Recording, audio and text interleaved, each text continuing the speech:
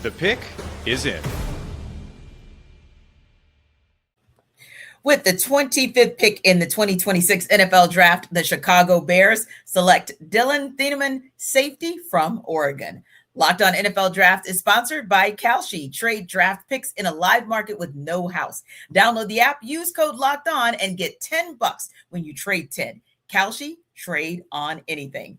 I'm Tenitra Batiste, and I'm joined now by Lauren Cox from Locked On Bears. And when you look at what Thieneman brings to the table in that safety position at 25, this seems like the best case scenario for the Bears. Yeah, this was something that if you could scroll through hundreds of mock drafts, there's databases of it. You'll find one or two that had Thieneman even available for the Chicago Bears at 25. So for this to be an option for them was not something a lot of Bears fans were really, truly counting on. But by all means, everything they wanted and more. This is a perfect scheme fit for Dennis Allen's defense, someone who can be a versatile weapon on the back end. And to me, like the last difference maker still on the board, someone who can be a super plus talent that you feel like, I got a really great first round player, not just as some guy that's pretty close to what was available in the second round. Like to me, there's another step ahead of just someone who can cover the slot, can play in the box and stop the run, can cover the back end and just help them disguise so many different things coverage wise with the free agent they signed, Kobe Bryant from the Seahawks. Yeah. And when you look at the success of the Chicago Bears in the last season, they're one of those teams where you really can say, Lauren, where, hey, they're a player away or they're a couple of players away. And you feel like this is a guy who, as you mentioned, can and should hit the ground running for them. Because, listen, the NFC North has to be, I say, arguably, if it's not the most competitive or the toughest division in all of football, it's definitely one of the top two. So yeah, you want Chicago to be able to kind of build on what they were able to do last year. So when you kind of look at what Thieneman's attributes are, you mentioned some of them that you really like. What are some of the other things that you think like, hey, when you look at that DB room, he definitely is able to fit right there in, and you mentioned some of it with the slot and everything, but what are some of the other things that you feel make him an easy fit and a good fit and a quick fit for this DB room?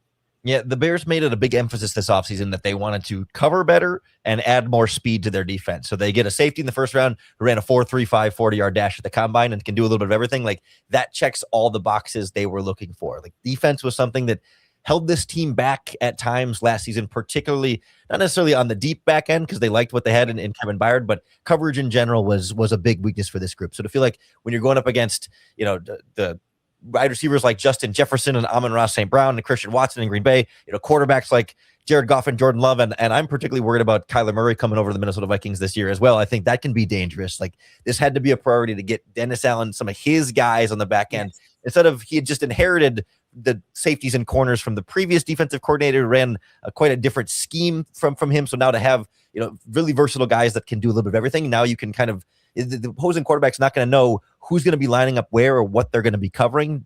Pre-snap to post-snap, it could be two totally different pictures, and that opens up all different types of disguises for the back end that they just couldn't quite execute to the level that Dennis Allen wanted this past season. Yeah. And when you look at some of the areas maybe that Dennis Allen would be looking to develop in Dillon Thieneman's game to have him ready for week one, what are some of those areas where maybe they'll work on this summer? Yeah, I mean, there's not a lot, to be honest with you. I mean, but I think sometimes he can come in a little bit out of control as a tackler. Like he generally finishes well and doesn't miss a ton of tackles, but like he'll give up some extra yards on the tackle sometimes. Like he's not going to let go, but he'll get dragged a yard or two because he's not coming in super squared up to kind of make that, that's really kind of clean formed hit on the player there. But like for him, like the weakness is mostly like a size thing. Like he's not tiny, but he's a little bit on the frailer side. He's like just right at about 200 pounds. So you wonder if he's trying to match up with a big bodied tight end in the slot, if that will be a little bit more of a mismatch. But you wonder if you can get him in a pro weight room instead of just 1 year at Oregon and a couple years at Purdue behind that. Could you add a little bit of muscle to that frame without sacrificing too much of the speed? That's something I'm going to be curious to see how they try and balance that, because you want to keep him lean and fast for coverage, but you want him big and strong if he's going to be one-on-one with some bigger receivers. Yeah, well, he went up against some of the best, of course, being an All-American and being all Big Ten. So he's probably seen a lot of just almost any style of wide receiver, if you will. So yeah, definitely you look at the Bears and to your point, what they're going to be facing just to get to the top of their division again and really be a contender in the NFC. It does start with being able to defend against the pass. Thanks, Lauren. We appreciate you as always. And of course, for more on the Chicago Bears, subscribe to Locked On Bears wherever you get your podcasts.